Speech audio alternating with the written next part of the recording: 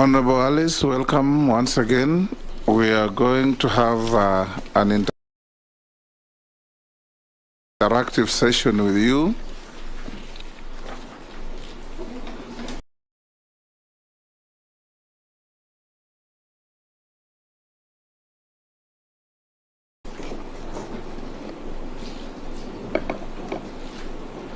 We're members of this committee, as you are aware. We are members of this committee, as you are aware. We are set up under the Act to conduct hearings and find your suitability or otherwise in taking up the position that the President has offered you.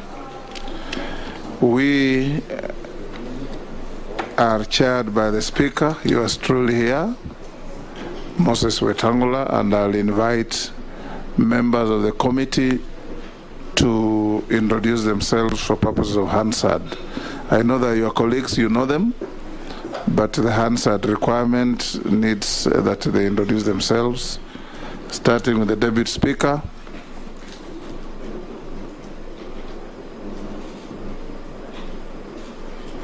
Good afternoon and congratulations, Honorable Wahome, on your nomination as Cabinet Secretary. I'm Gladys Boss, member for Wasingishu County and Deputy Speaker of the National Assembly. Thank you. Kimani Shongwa, Kikuyu Member of Parliament. Upio Wandai, Ugunja MP. Jonat Mohammed, Suna East. Owen Bayat, Kilifi North. Robert Mbui, Kadhiani. Rehab Mukami, County MP Nyeri. Ferdinand Wanyonyi, Member of Parliament, Kwanza, Trans Nzoia County. George Gitonga Murugara, Member, Tharaka Nithi. David Kosing, Pokot South MP. Abdul Rahim Daud, North Imenti, Meru County MP. Honorable Mishimboko, MP Likoni. Nelson Arap Koech, MP Belgut. Thank you, Chair. Caleb Amisi, MP Saboti. Dido Rosso, MP Saku. Abdi Shurie, MP Balambala. Emase Mary, MP Teso South.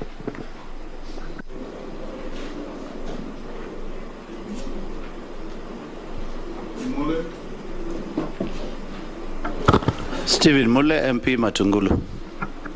Naisula Lesuda, MP Samburu West. We also have our secretariat led by our clerk to the National Assembly. Thank you, Mr. Speaker. My name is Sarah Kioko, the acting clerk of the National Assembly, and I'm accompanied by the Deputy Director, Legal Services, Mr. Michael Karuru, and other staff who are assisting the committee. Thank you. Thank you, Honorable Alice Wahome. Our next step is to get from you your documents as indicated in the invitation letter. If you have them as a bundle, you will give to the clerk after I mention them. They will check your copies that you leave with us against your originals, which you may be at liberty to take back after the meeting. You have your compliance with tax obligations from KRA? Yes. You do? Yes, I do. Use the microphone, please. I do. Clearance with the Higher Education Loans Board? Yes, I do, Chair. Clearance with the Ethics and Anti-Corruption Commission? Yes, I do. Certificate of Good Conduct? I have one. From the DCI? Yes, I have one. Very good. Your national ID? I do have the original with me. Your academic certificates? Yes, they are there, Chair. Okay, that gracious lady will have them and compare your copies with the originals. Where there's a deficiency, she will report here and we will advise you. The only deficiency is that I could not trace my original certificate, University of Nairobi, but I have a letter from the university dated October 12th certifying that degree. I am also a witness that you went to the University of Nairobi. Thank you, You are Chair. 2 years behind me. Yes, I thought it was 1 year. 1 year behind me. Or thereabout. And you duly graduated and practiced law with me in the corridors of the High Court. Thank you, Chair. I still hold the current practicing certificate and have put one here. Excellent. I don't think any member has any issue with that. The next question to you, Honorable Alice.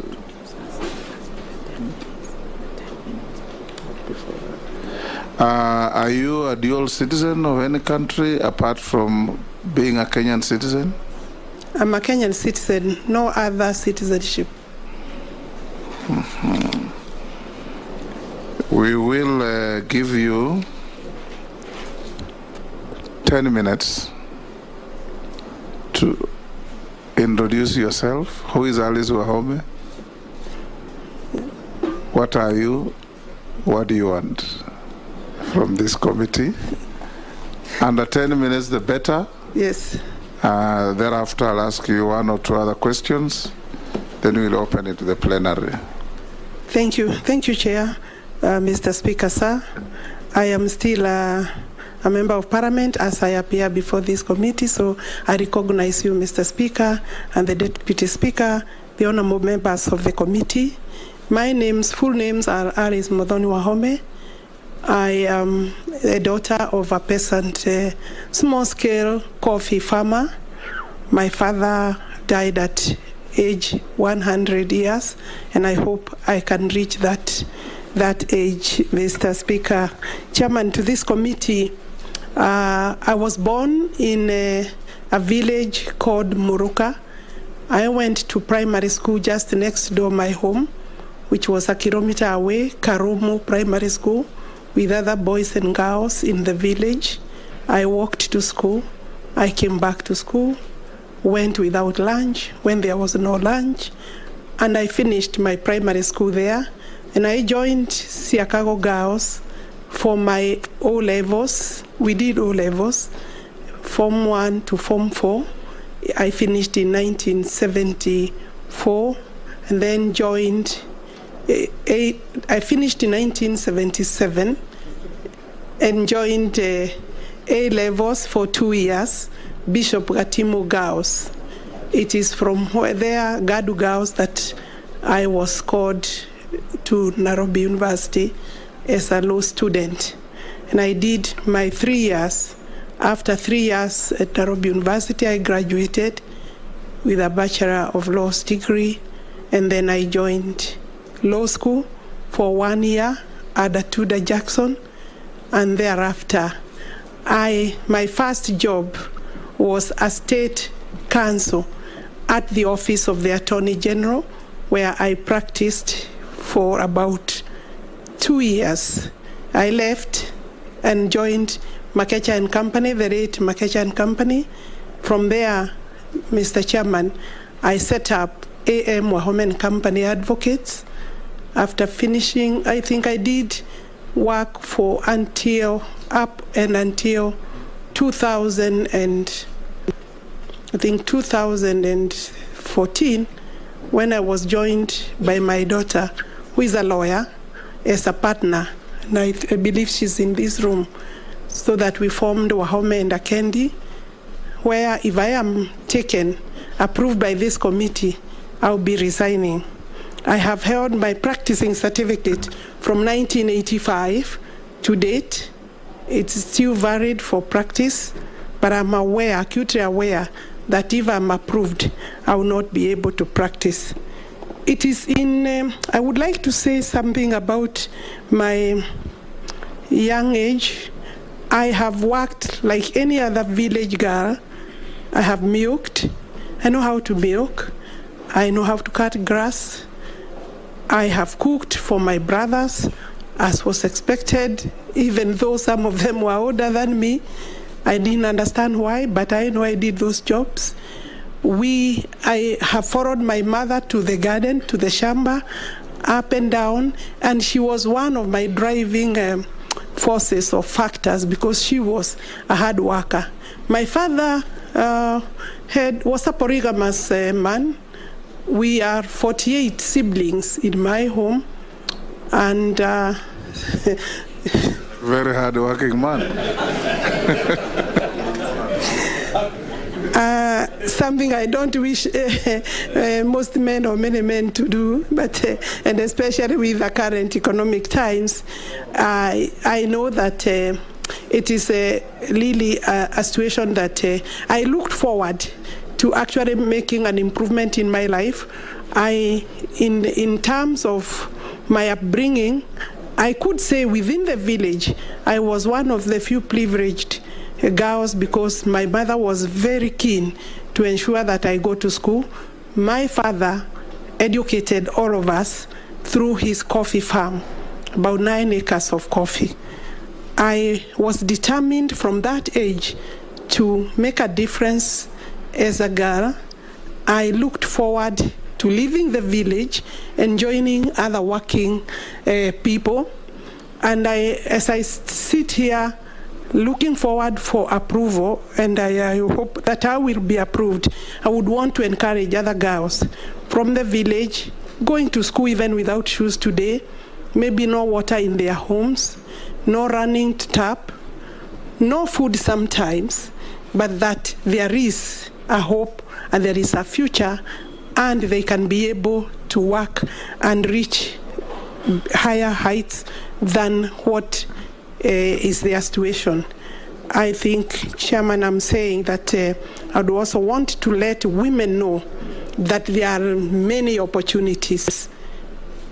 If women understood, despite the barriers, patriarchal barriers, cultural barriers, economic barriers, society barriers, that there is still a lot of opportunities unexploited, and I am looking forward to exploit the current opportunity if I am approved.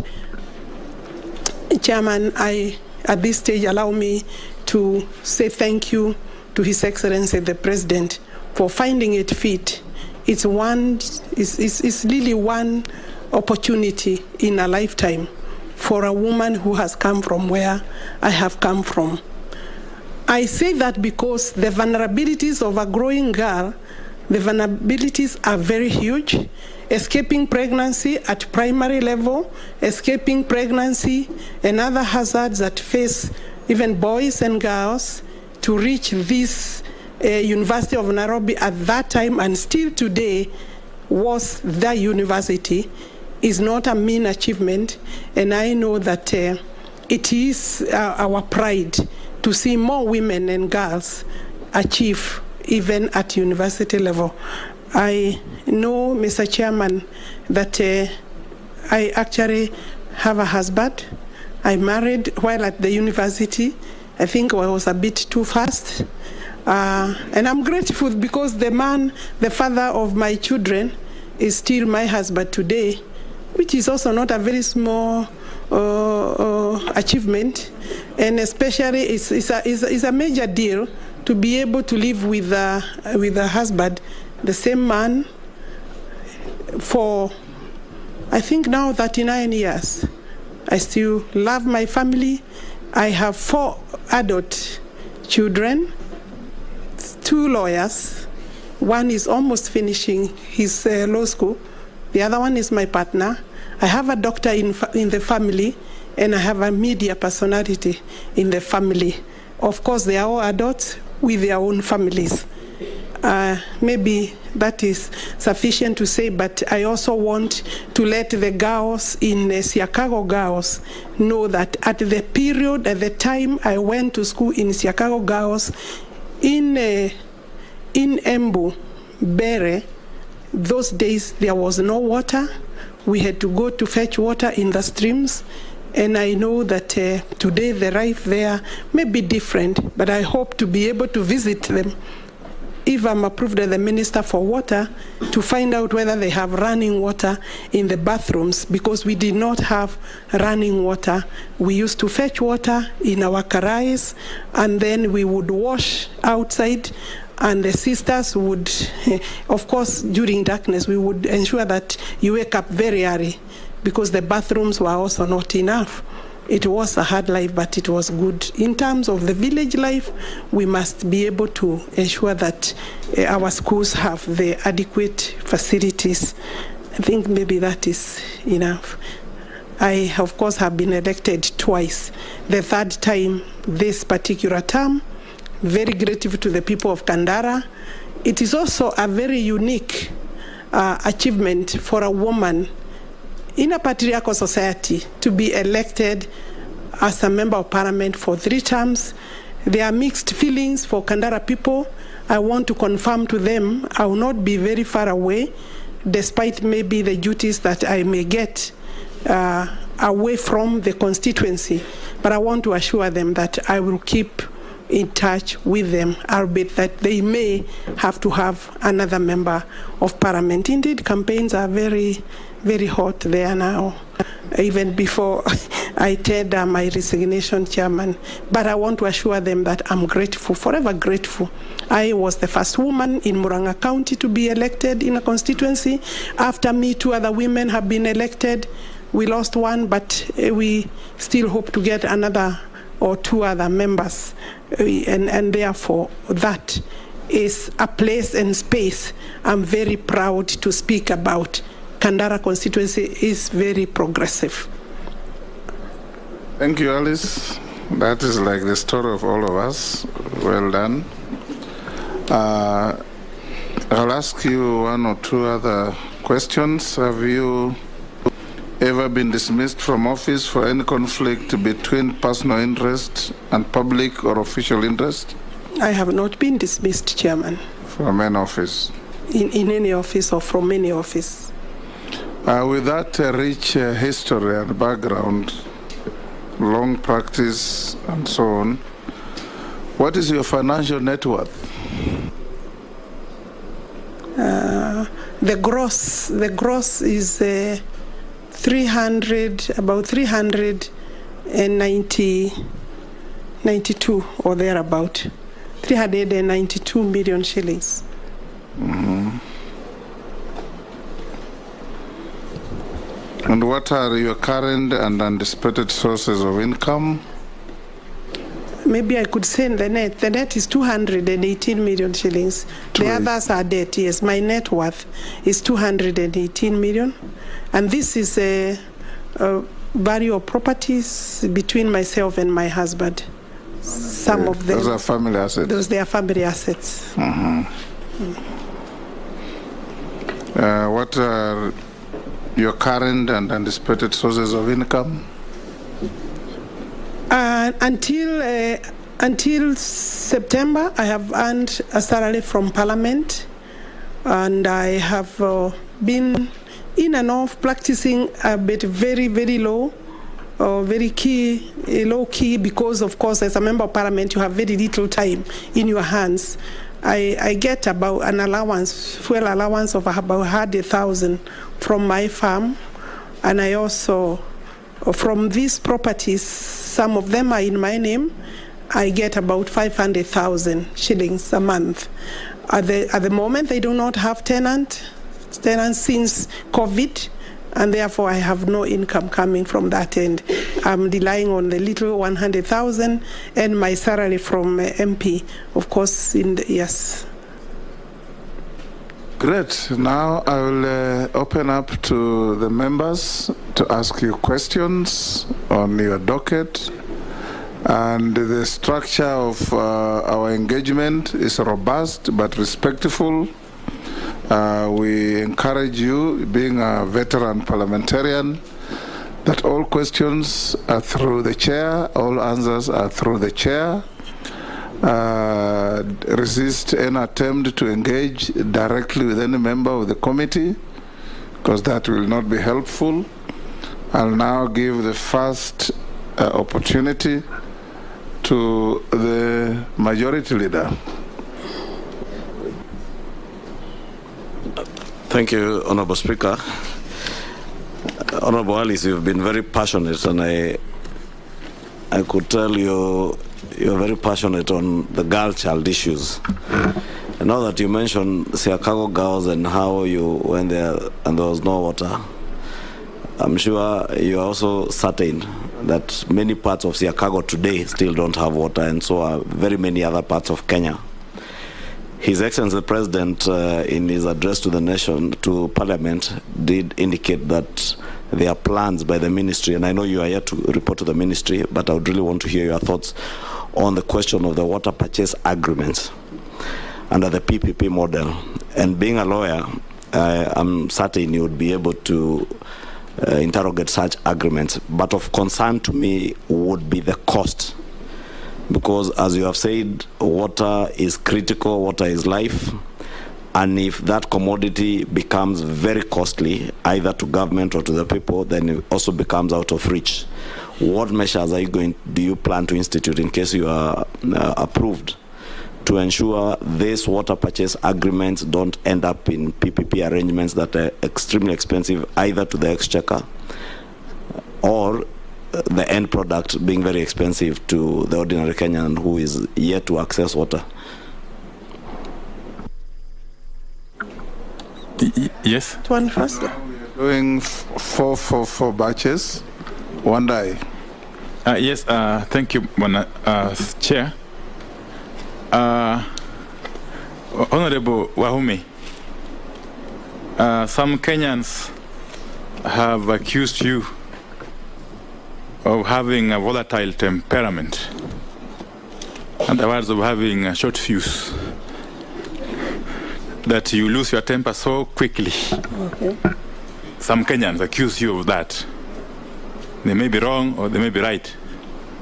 A case in point is the issue of 27th October 2017, when you were captured on camera roughing up and assaulting an IBC official by the name Martin Malonza over some disagreement on the filling of some forms, electoral forms, at Ngalaria Girls High School in Kandara. I'm sure you'll recall that incident. From where you sit, how would you take this act, considering the requirements, the stringent requirements of Chapter 6 of the Constitution, and especially Article 73, Sub-Article 1, which provides that authority assigned to a state officer, and by then you are a state officer, because you are an MP.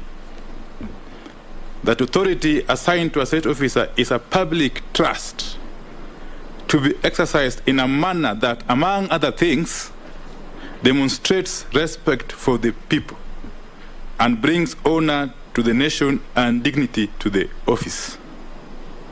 2,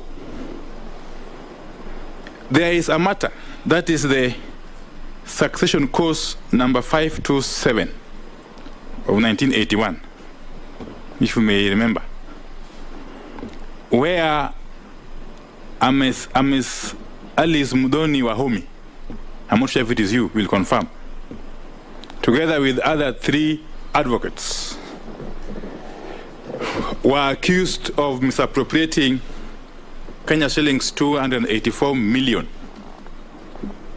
money that came from the estate of Mbiu Koinange. And this is captured in a judgment that was delivered by Justice Agri Muchelule, then judge of the High Court, on the 7th May 2020. What do you have to say about this matter? And how does it place you within the context of the Constitution of Kenya 2010, and particularly Chapter 6 of the Constitution, as you plead with us to approve your nomination to this very high office? Thank you. I'll give to the Deputy Speaker. Again, Honorable Wahome, congratulations. As a woman, I'm immensely proud of your getting this far. As you know, say the same to any man. Yes. With a light touch. She has Possibly not practicing said the same to affirmative any man. action. Yeah, it's called positive discrimination. I see that part of your docket will deal with sanitation. And as you know, 73% of the plastic waste generated in Kenya remains uncollected and unrecycled, which is something that can produce energy for the cities around Nairobi. How do you plan to make a change to this tide and ensure that recycling and proper sanitation does, in fact, become a thing of the order of the day? Thank you. Yes, Junet. Thank you, Mr. Speaker. Chair, I wanted to ask the nominee that the docket that she has been nominated for is a docket that requires its services all over the country. Water is essential and water is required all over the country. So I wanted to ask her, to ask the nominee, how well does she know Kenya outside Kandara and outside Siakago Girls High School? What is her grasp of the country? Does she know outside Kandara how the country looks like? The second question I wanted to ask, and my last one, is there is a matter that came up in 2016, I think I was in Parliament, when Justice Philomena Mwilu was being vetted. And the nominee raised an issue and said that she had taken a bribe of 3 million shillings on a matter that she has filed in court. And she even wrote a letter to the EACC claiming that she's ready to present a proof. What is her position on that matter? Does she still stand on those grounds that that matter was and it is as she said at that moment in time? Thank you, Mr. Chair. You may answer those four before we get another batch of four. Thank you. I will start chronologically the way they came. Yes. Kimani Ichung'wa, you want to know how we shall deal with the hire purchase agreements for purposes of ensuring that we come up with, infrastructure. How shall that anchor or sit with the consumers and maybe the water development agencies? The cost aspect of that, how shall we regulate? First, we do have WASREP, that is the main body that deals with the water regulation in terms of costing. But if you recall that on the State of the Nation address, the President indicated that he would be willing to commit the country to the tune of 500 billion for water resources development. I would, if I am approved, be supporting that, and I hope that it is something that Parliament will be able to attend to and support. At the moment, we are having a budget of 24 billion shillings, and from the GOK, and then another 54 billion shillings, totaling to about 78 billion. The money that we have, the 54 is from partners, World Bank, IMF, African Development Bank. So if we are going to raise 500 billion shillings between now and Vision 2030, we will need to partner with the private developers. The concern of Kenyans is understandable because they are wondering, are we selling a basic right or leaving it to the exploitation of commercial or private individuals or companies? The purchase agreement, water purchase agreement, will be able, in my view, working with the Office of the Attorney General, stakeholders, the public in public participation, be able to come up with the proper frameworks that will ensure that Kenyans are not exposed. Currently, when the government develops water, when the ministry engages the water development works agencies, then they are, of course, the water service providers. The regulation in place, the strategy and policy in place ensures that the element of cost is under control, regulated, and I know there are cases where it may not be properly regulated, and that is part of the reforms that we are working on. For me, it is possible.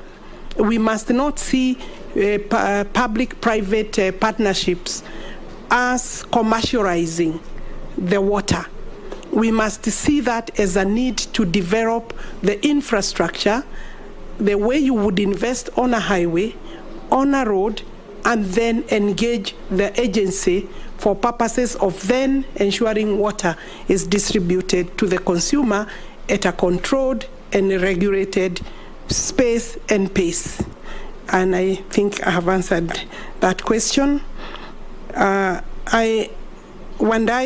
a practicing advocate. I've held my certificate since 1985. To date, I have a practicing certificate. Anybody who has taken clients' money may not be very lucky to have a practicing certificate for the period that I have had. The complaint you allude to occurred or was filed in 2012. The DCI has had that file, and it only becomes live when I'm about to go to elections, 2013, 2017, and 2022. You will find it being brought up even in the media, but finally, the DPP had the opportunity with the DCI to look at the matter. It is 3 advocates plus myself, and the Office of the Director has directed that there is no criminal liability in the matter. I don't want to go into deeper details, but any advocate who is handling an estate matter or estate funds has a duty and responsibility to file an account, statement of account in court. What the court or the complainant would do is to demand for an account, because we did account for all the monies that we received, and I do not owe, neither do my colleagues, the other 3 colleagues, including the late Munari. I believe that is the answer. We have not been prosecuted, we have not been charged, and I do not see any charge coming because it was pure malice or a party that did not want to pay fees. Let me remind you that an advocate has a lien over any money that they hold. They are entitled to charge their fees directly and render an account to the client. If a client is not satisfied, they can ask the court to look at the bill, do taxation, meaning the bill will be assessed by a deputy registrar on behalf of the parties. And if they need further recourse, the Law Society has a complaints commission. That matter has never gone to the complaints commission. I believe it was vendetta, if maybe not by the client, but advocates that felt maybe it was a good brief and they could take over from us. Let me go to the question of, I think you had another. You were asking in terms of public trust. I believe I will be able to hold the office with honor. I have not been taken to any court of law, and even assuming I was taken to a court of law, maybe there would be dishonor if I'm found guilty. Assault, allegations of assault in the 2017 elections, I want to say that that matter was also investigated. No return was made in terms of any charges. I have not been charged. There was an altercation. I do not recall. You would not say what happened was assault against the returning officer. We had a tussle. It's regrettable, I would say so, but we had a tussle. The background of that was an issue of accounting in terms of votes given wrongly, posted wrongly. We had a returning officer who did not want to answer. It did not need to end where it ended. And that is something I'm sure even myself, we regret. We could have solved it a little better and tidier.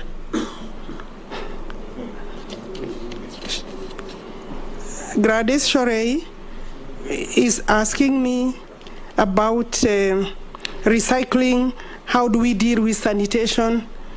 These are matters that, the ministry is involved with the development of water, resources, sanitation, and irrigation.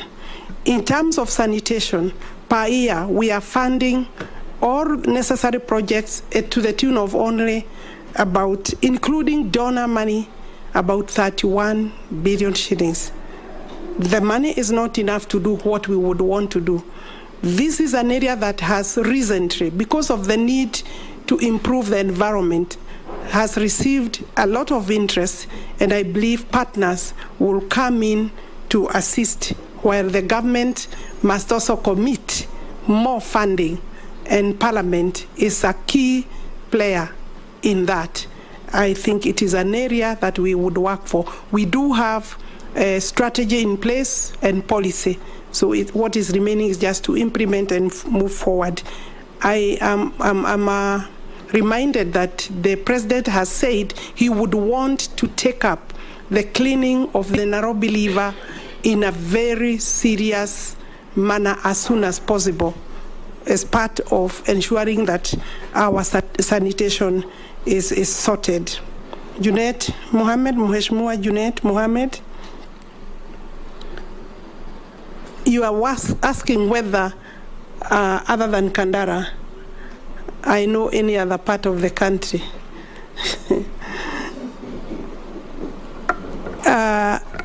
I think in the ministry, I do not need to know any part of the country to be able to implement the policies that the ministry has developed. We have policy in place, we have strategy, reforms are in place, we have both statutory and regulatory mechanisms, and we have very serious technical support teams in the ministry where there may be deficit or need to add, to improve, to train further. We shall do so that the designs, a lot of designs, including national master policy. I just need to sit on my desk and be taken through the national water policy and the national master plan for water. And then, therefore, I'll be able to find your constituency where it is or any other. But is it true that you don't know anywhere else apart from Kandara? I would be happy to go. Of course, that was his question. Mr. Chairman, to answer the Honorable Junet, I have traveled in all the counties in this country, both at my own free time and also during the very extensive campaigns that we did, including Junet Mohammed. I'm sure he has traveled. Mheshimiwa, I'll be able to find my way around, definitely. Thank you. We'll take the next batch. Hey, Junet says you have not answered his other question. Which? There? If I'm allowed, Chairman, I would like to leave that question because the Honorable Judge is now serving as a deputy CJ in the country. I had raised the matter before Justice and Legal Affairs Committee before she was vetted. She was vetted and went through the process of vetting. There is no need, if I'm allowed, by the owner of the question and the Speaker, Chair, sir, not to answer any further or deal with the matter. Preclude us from discussing judges at that level without substantive motions. You're right. That's right. I'll take the next batch of 4. The Honorable Owen Paya, the Honorable, wow. The Honorable Murugara, the Honorable Amisi and Naisula, You will have this next round.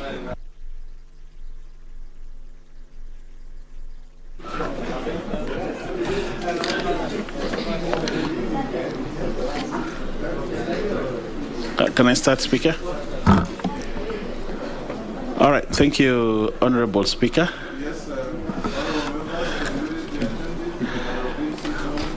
Okay. Thank you very much, Honorable Speaker, and to Honorable Alice Wahome, our nominee for water, sanitation, and irrigation. There is a clear relationship, or actually a correlation, between lack of water and poverty. In the Africa Water Vision by 2025, that is, Africa should at least have water by 2025 everywhere, potable water by 2025, which is just 3 years from now. If you look at that document, it examines this relationship very clearly and puts African states on their toes to ensure that water. Looking at Kenya the way it is, I think we are very far away from achieving that. My question to you, Honorable Alice, is as CS of Water and Sanitation and Irrigation, how will you reconfigure this country to achieve this vision by 2025? And what is it that you'd want Parliament to do so that you can achieve this vision, not only for the country, but also for Africa? Secondly, if I put it within this supplementary, Mr. Speaker, there are places in this country, if they had water, they wouldn't be as poor as they are. The docket on irrigation is placed squarely into you. How will you bring all this together to ensure that irrigation plays a role, but also water is found at home so that we can curtail the poverty that we have in this country? I thank you, Mr. Speaker.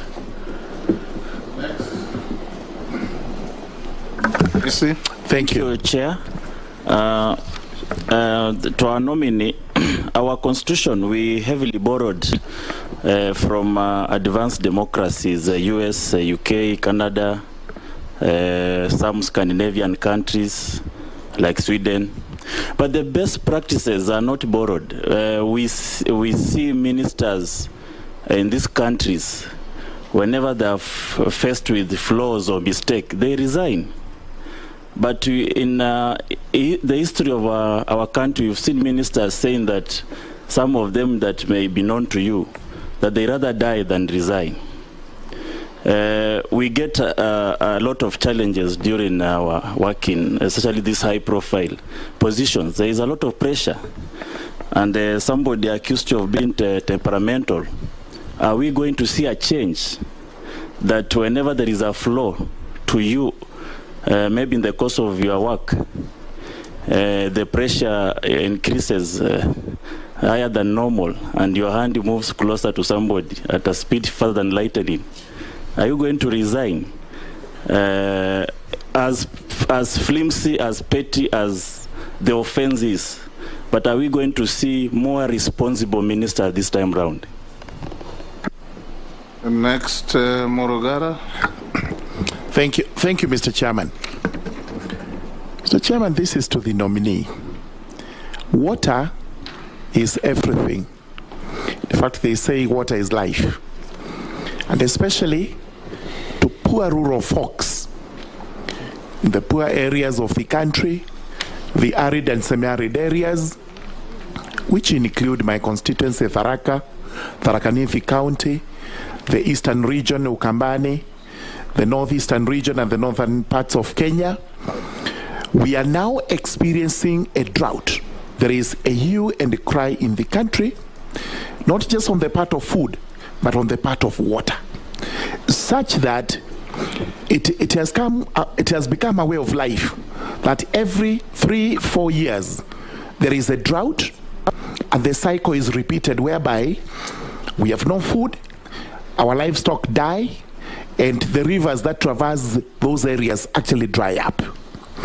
My question is, as a measure of extreme urgency, dharura, what plans do you have to ensure that this problem in the rural areas, in the dry areas, semi-arid areas of the country, this problem is ameliorated such that it is not going to be a cycle. It may be a one-off, but not a cycle that is repeated every 3-4 years to the detriment of the citizens who live in those areas.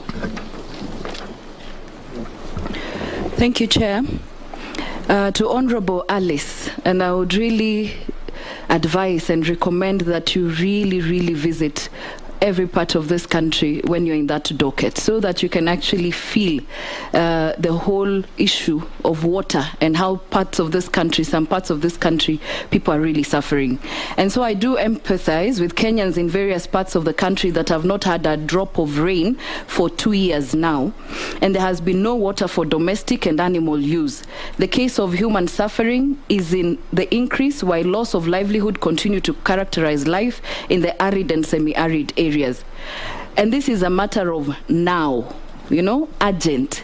What urgent interventions and reforms will you put in place as a cushion to the devastating drought situation to see to it that households and school-going children have water? Excellent. Next. Who was the... Oh, we've done the 4. Yes, Alice? You can answer those 4, then we take another batch. The first question was regarding my temperament, whether I will resign, or maybe he means whether I will fight with people I'm not happy with in terms of the way they are working.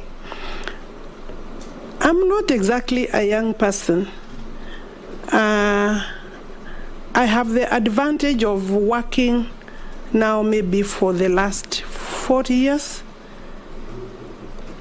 and I do not recall any other incidents. You will also maybe want to know, and I want to put it on record, that I have been a politician for 20 years. Although I have served 2 terms and this now 3rd term, and I have not been involved in any other fight, altercation, except this that you seem to pick, honorable members. And I'm sure there are cases that can be very bad. I do not think I am a violent person. I am able to manage my tempers. Honorable Chairperson, Honorable Chair, I'm able to manage my tempers. Alice. Yes. The David speak. I have a slight interjection just to my colleagues, and I'm requesting the help of the chairperson that we do. It would be nice not to have the questions being subjective, because when the question is asked in a manner that is subjective and amounts to casting aspersions and passing judgment without giving the candidate an opportunity to elaborate, then it doesn't look good. I think you can phrase your question, Honorable Amisi, to say, could you elaborate on the following incidences with a view of assuring the panel that you have the requisite integrity standards? That's a better way of asking. And I know this because I haven't seen that line of questioning with any of the other candidates. Chair, maybe to make it even clearer. I'm not opening any debate. I believe I have answered. With your permission, Chair, I was going to move to the question of Honorable Muragara. I said I am able to manage my temper. Honorable Muragara wants to know. I'll come to your question, Honorable Baya. Honorable Muragara is asking a question related to climate change. The question of climate change is a big subject, locally and internationally. It is true we have water, seasons of water, periods of a lot of rainwater, and the next time, maybe after 5 years, drought, serious drought or moderate drought. Indeed, when I was going through notes and seeking information in this area, I was made to understand that every 30 years or so, we normally get very severe drought, then followed by El Nino type of floods.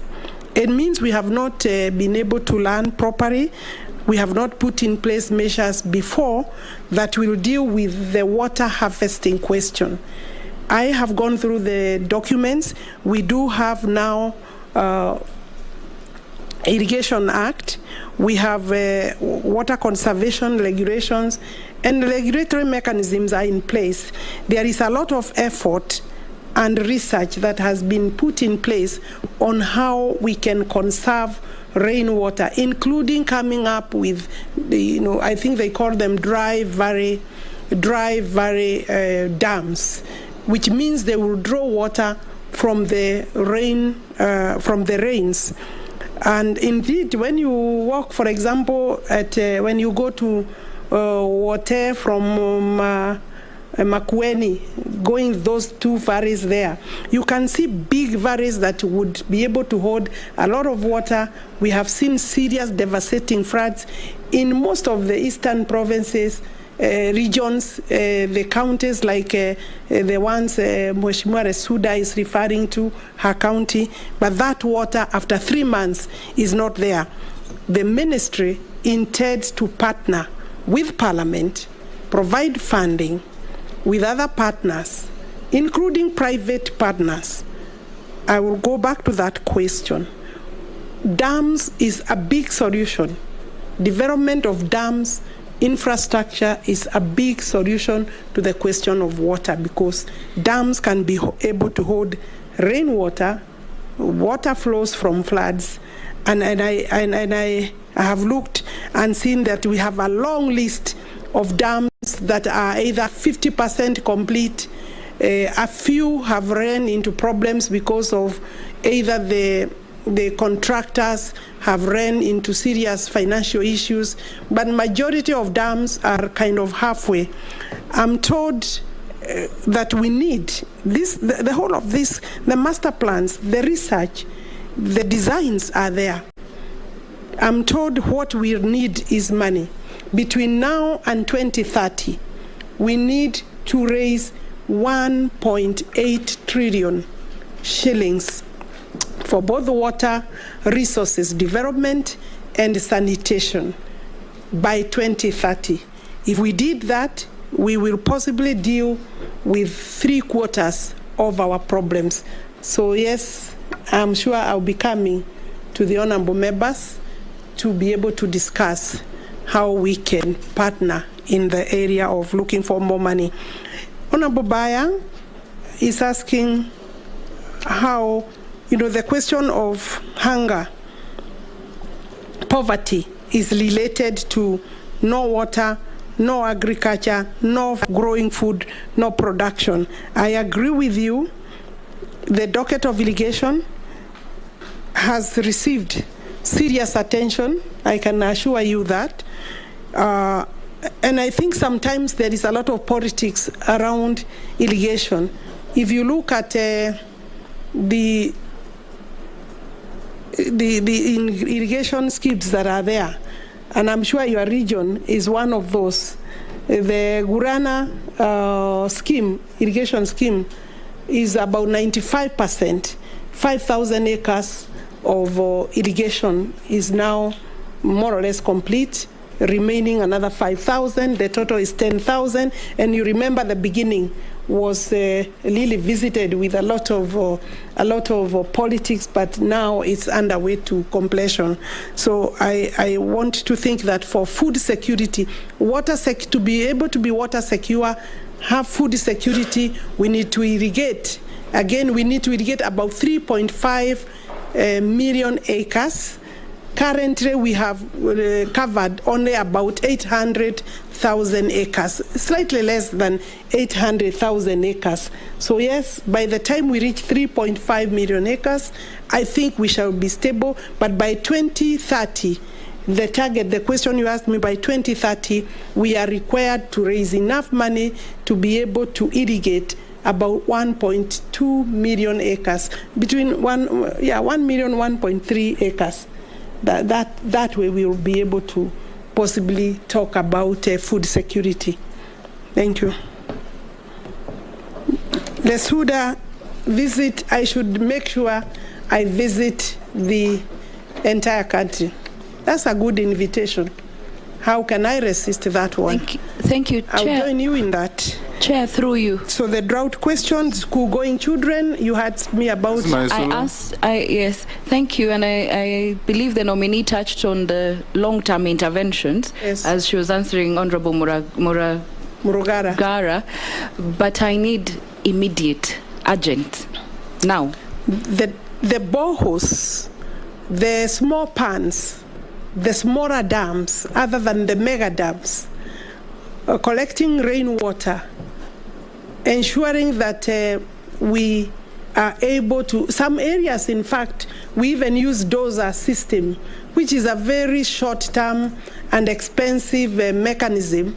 But boreholes, water harvesting, I have seen a lot of urgent, rapid response mechanisms or efforts by the ministry, and I'm sure as soon as I get office, with your approval, I'll be able to look at what is the immediate that we can do so that children are not running without water, but also that they can harvest water from schools where the ministry, with the help of agencies, they are delivering and distributing water tanks for purposes of storage. So yes, we do need a quick intervention water storage. Yes. I think I've answered all the questions. Next batch.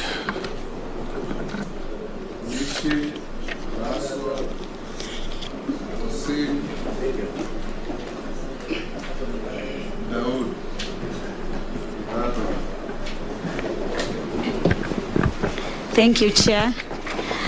Chair, all of us, we understand that Kenya is a water scarce country, and right now we're experiencing a lot of scarcity in terms of water, and the reason is being climate change, global warming, deforestation, and also destroying of our water towers. Recently, I've seen some leaders saying that they will allow some people to do cultivation or other farming in Mau Forest. So I'm asking our nominee, what is your take in terms of safeguarding our water towers or other water catchment areas to ensure that we have adequate rainfall? The other issue to the nominee is about what is your plan in terms of adequate supply of renewable fresh water for all Kenyans? I thank you. Next. Thank you, Chair. Honorable Alice, my question, I really want you to be very specific. We are facing the worst drought in a decade.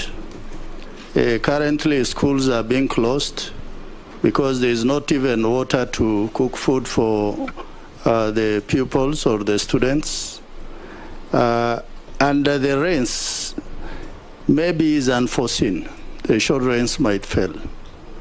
So what we are asking is, as a stopgap of immediate attention, what is the ministry doing? We know you have not sat on that seat yet, but you should be able to get the information and give us feedback to that effect. On the same, your predecessor was also a lady. She was not seeing eye to eye with members of parliament. And yet water is life, and water is life. We represent the people. We're actually the actual representatives of the people of Kenya. So how are you likely now to work with parliament and members of parliament? Thank you, Chair. Thank you, Speaker and Chair of this committee. Number one, Speaker, is I didn't feel that the nominee answered the question by Honorable Ichung'wa properly. That was also my question in terms of water purchase agreement with the president. As of now, it's a policy. Maybe the nominee has not maybe acquainted herself with that policy and how it's going to happen. Maybe she would have said like that. It's a very fundamental policy, Speaker. I didn't get that very well from the nominee. But my question is, Chair, water is a default function. I want to hear from the nominee. What is it still doing that function of water in national government? Is it that the county government cannot do those mega dams, or is it that we cannot be able to give them the money? What is it that is amiss in our structure of devolved functions, Honorable Speaker, that national government is still insisting that, okay, maybe you people are small brothers, you cannot be able to do these mega projects we can be able to do as government? What is it that is missing? Finally, Speaker. One question. No. Finally, Speaker. Yes. It's not a question, but it's maybe a reminder that the nominee, if approved by this House, I want her to pay attention on the mega stall projects, Honorable Chair, particularly in West Pokot. There's one dam in history of Pokot Nation, one, Honorable Speaker, that has ever been done since God created the world. It's called Murun. You know that, Speaker. You know that's your home. We passed there. One since God created the world. It's about 60% complete.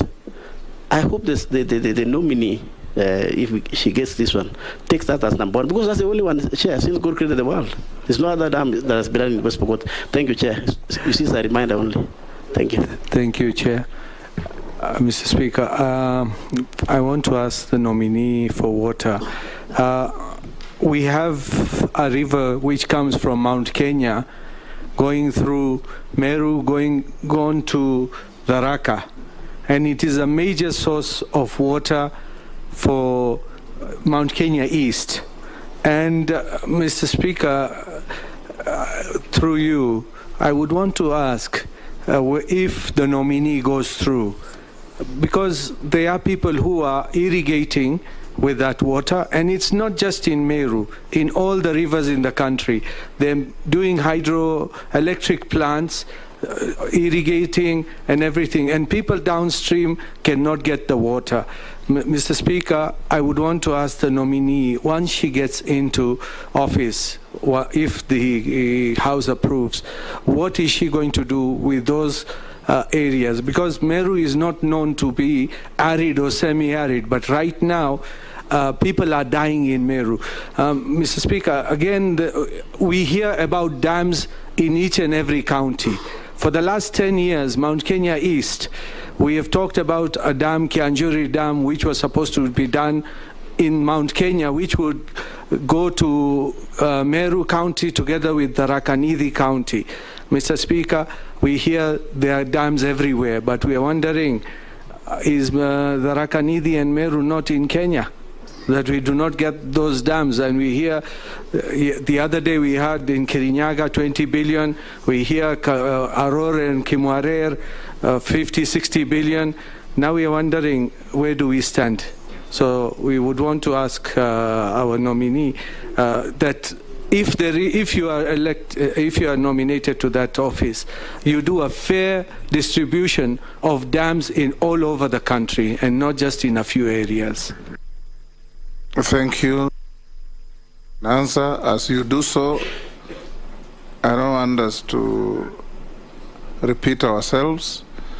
The Honorable Posing asked you Ichungwa's question, and in my estimation, you had adequately answered it. You said you'll have public participation, you will have a look at each case in its own merit, and you'll consult the Attorney General to come up with proper, acceptable legal documents for the water purchase agreement.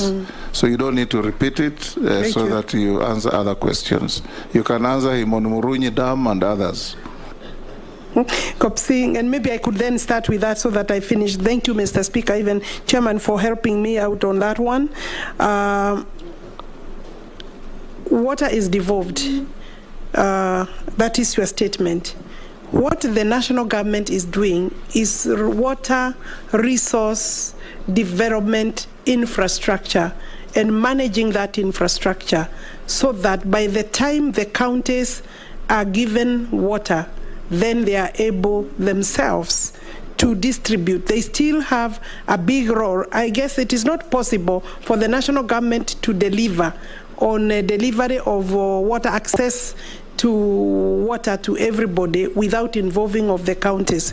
But I'm sure you also agree the infrastructure, the management and development of that infrastructure is still a role of the national government. but it also does not stop the counties from coming up with their own irrigation and water projects. So I think I have answered that. If you look at the Constitution, there is nowhere it is stated that the national government will not work and develop the infrastructure.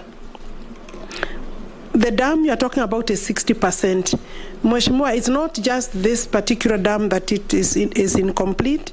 There are very many dams. I've looked at the documents, but it is possible that we have maybe more than 40 dams or thereabout that are incomplete. Some work is going on. Others are waiting for release of funds. You know where the country is at the moment. You know where this government found the economy. And without passing any blame or ducking the question in any event, is that I said we need 500 billion shillings to be able to be water secure.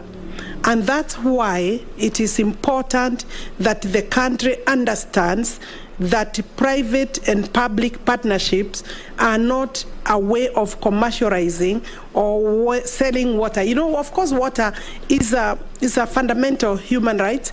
It's a basic right secured under Article 43, and therefore, if we do not also provide, then it means the responsibility by the national government is not yet discharged. So I want to assure you that we will look at this dam, if I'm approved, not just this dam or incomplete projects. The president has pronounced himself very clearly that he would want to move from the projects that are ongoing first to be able to complete those, allow funding of those before we can start as a government on new projects. So Mheshimiwa Honorable Daiwu may be one of the people who will be waiting so that we can first complete the incomplete projects. But I believe every county needs to be able to get these services.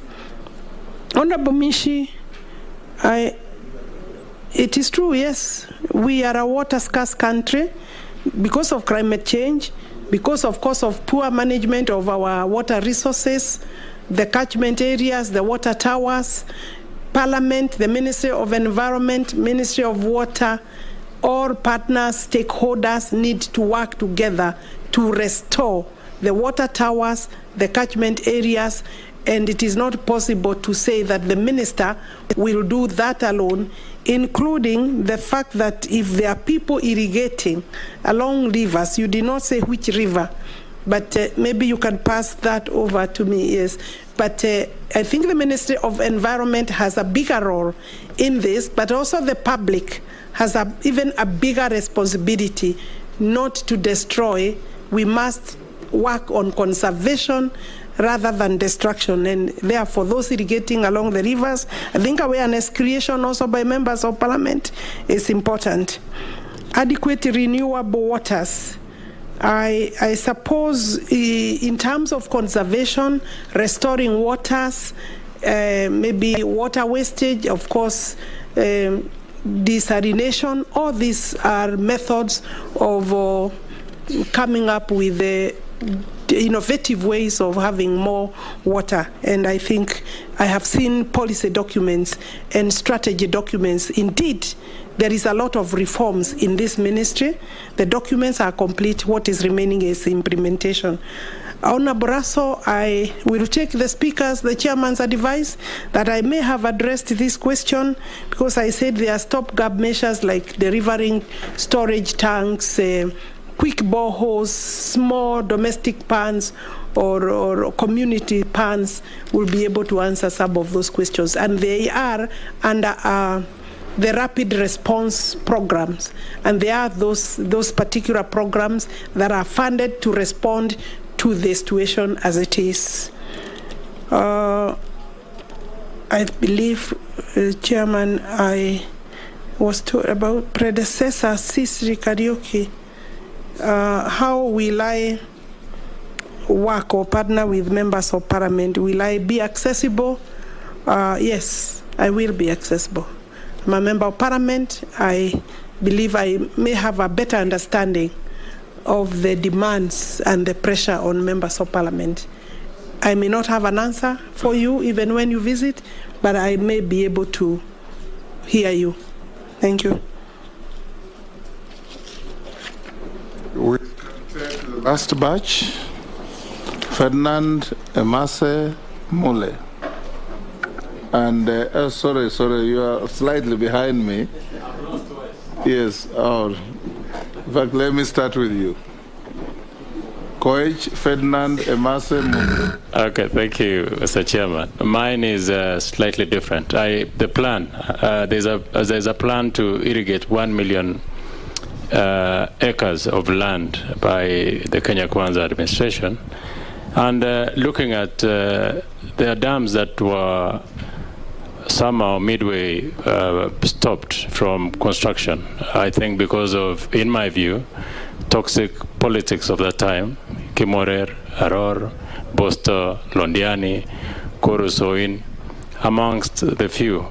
Do you have plans to restart the dams again? And if yes, will we still have value for money, considering that some of these financials have continued to pile interest on the loans within the time that they had been stopped? Thank you.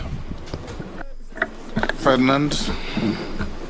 Mr. Chairman, I think I want to ask analysts a very controversial issue. This is where we went wrong. Irrigation is supposed to be in agriculture. Somehow it was moved to water and the blue economy. We have projects like Kalana Kulalu, which actually is irrigation for the farms there. But somehow, irrigation and how to move to water. As far as I'm concerned, irrigation is supposed to irrigate crops in agriculture. Don't you think that we should be able to move the irrigation from yourself so that you can concentrate on water other than irrigating the farms? Mary. Thank you, Chairman.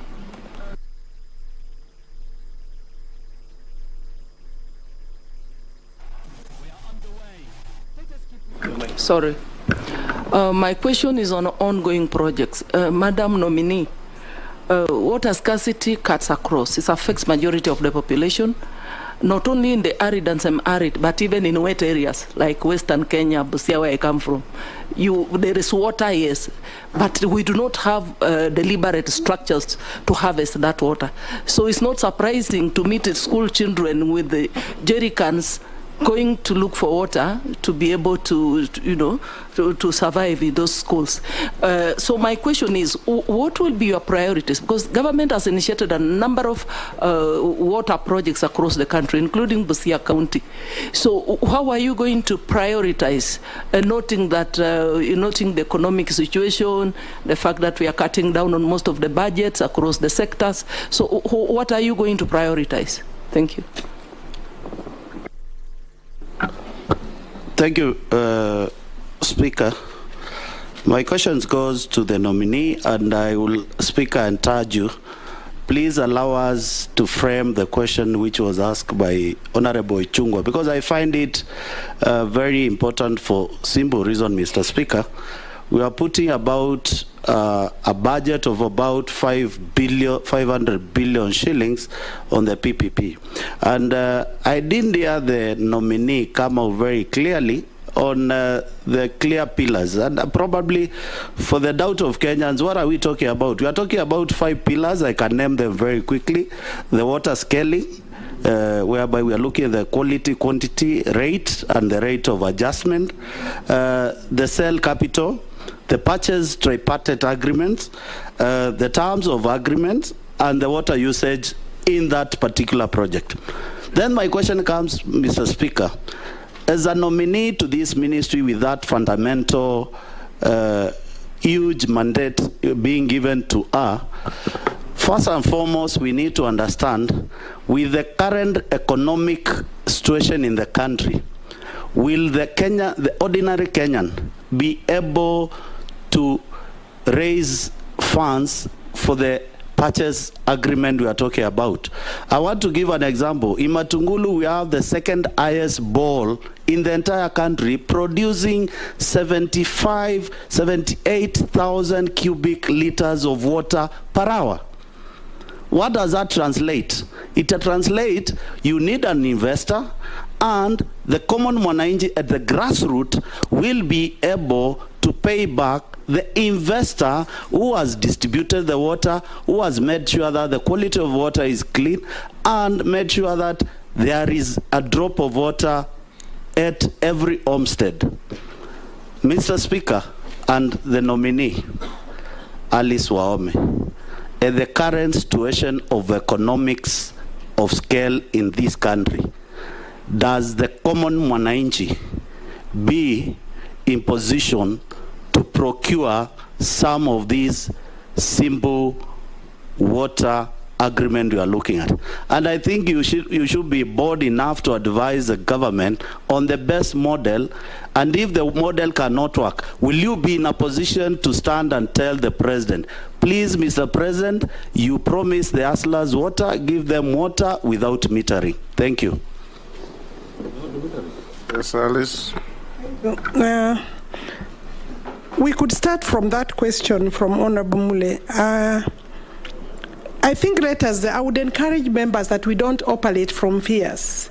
You have very well articulated the fact that there will be the water scaling, the quality, the assurance, the terms of sale of that water, the costing, the tariffs. May I advise just at this stage that there will be no interface between the consumer, that is the beneficiary of the water, and the developer, because that is not possible. You can see that would not be an equal relationship. There are water providers that will be dealing with the consumer, the mwananchi. The developer will be dealing with the government at government level and the development agency level. That is, for example, at the water, NIB or NIA now, at that level, the agreements will be exchanged, monies provided for, develop the water resource, hand over to the agency, then the agency will be able to know, because we have water companies that even today, water is really actually a trading commodity. The water you are using in your house, even in this parliament, is for sale. We buy water. What is important is how how the instruments for control and regulation of tariffs is done. And if there are challenges there, it is an area that Parliament, through the Regulatory Registration Committee, will be able to address. If tariffs are not reasonable, Parliament would have a role. And I think so far, I've looked at some of the studies and documentation with the ministry. Every shilling you invest in water brings 4 shillings, 4 times. Indeed, in our country, it could be up to 10 shillings. So I think there is room for control and standardization. And therefore, I can assure you, I think we have a role there. There is no need of fears. I do not see a situation where, and if you listened to the president himself, he said that the agreements will be first proposed by the relevant by Treasury and then come to the ministry, and I think it will obviously be a joint effort. We will look at those documents together. There will be public participation. The public will be able to say, even today, they are able to be consulted, and there are bad practices. And unfortunately, actually, there is also a lot of theft. Chairman, there is a lot of theft of water. Some of the challenges is that non-revenue water, that is now about 40% of all the water that we develop and we have. So if we lose 40% to theft and leakages, that's some of the things that we are supposed to be doing so that we can increase our volumes or our water resource. Miriam Master is talking about stored projects. I did say earlier there are many stored projects. There are several which are ongoing, complete and incomplete.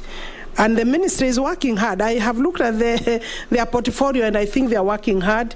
The impediment is actually funding, and that's why if we wait to raise money from our revenue, you can be sure, like the Northern Corrector, Chairman, I found that the Northern Corrector, which is a major project for Nairobi Water, it will be at the compression stage. It's now at 95%.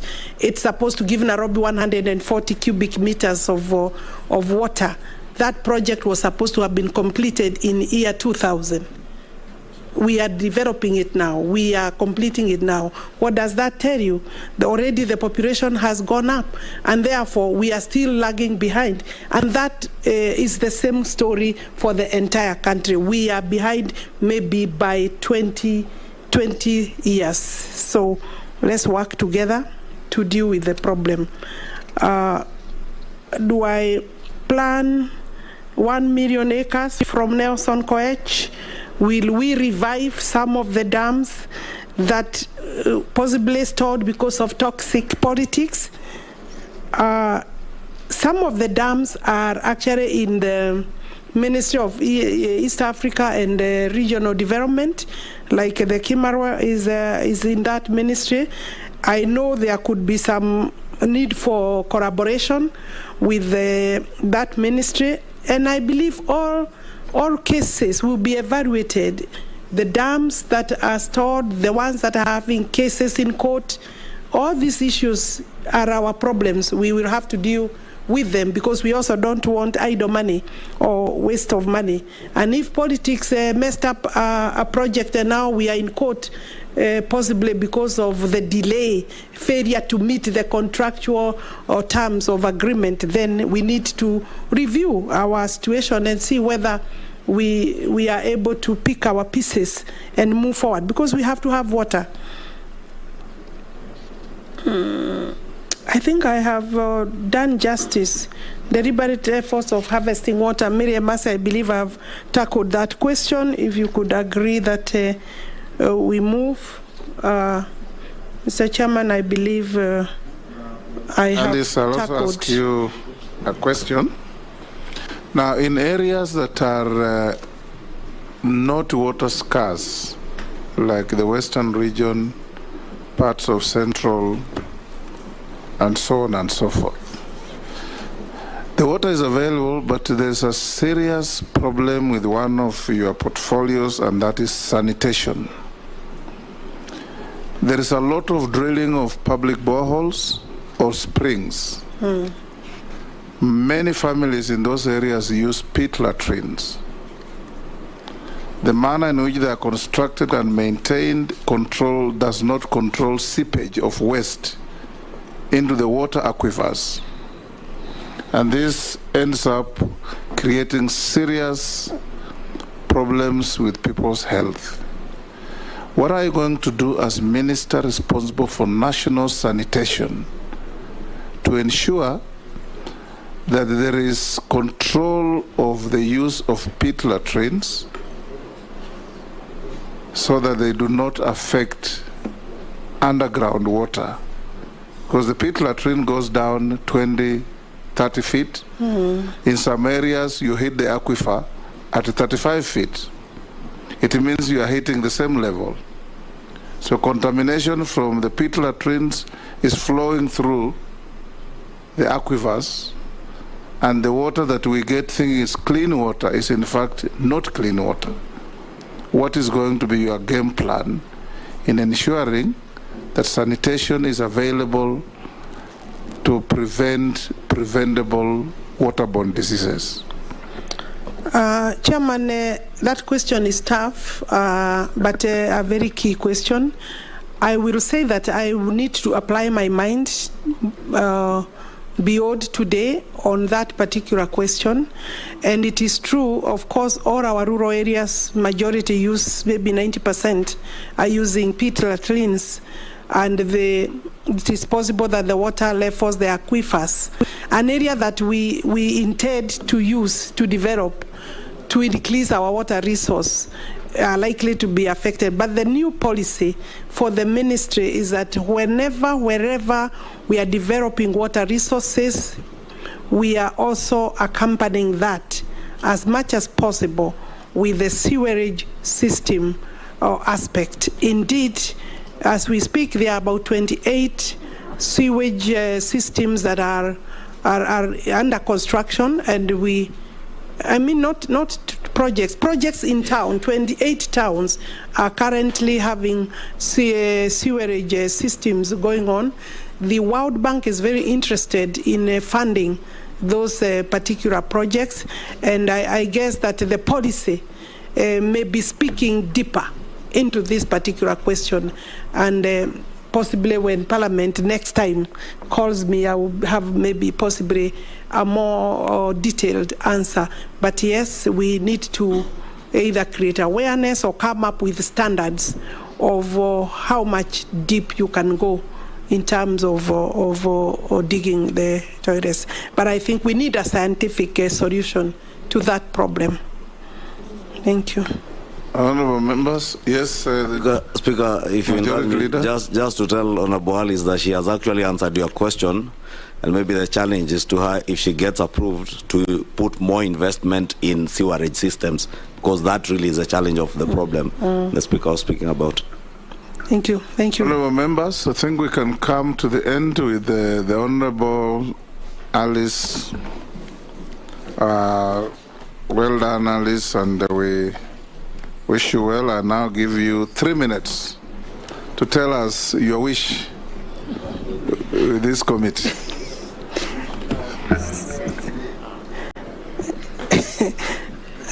Thank you, Chairman, for even a very cordial session. I want to thank the honourable members for giving me the opportunity to express myself. And yes, I'm looking forward to partnering and working with members of Parliament in the next, in this particular term. And I know that it will be possible to deal with some of the challenges that are facing you. I also want to thank women leaders. Many women leaders, Chairman, have called me to congratulate me, to thank the head of state for this appointment. I know other women have sat in that office, but if you count the numbers, they are still very, very low, and therefore there is excitement in the women movement. I have grown from that particular space, and I want to also tell them that we will be partnering with them. By and large, thank you very much, members. I look forward to a soft landing. Thank you very much. Thank you, Alice. You are released to go back to your other duties.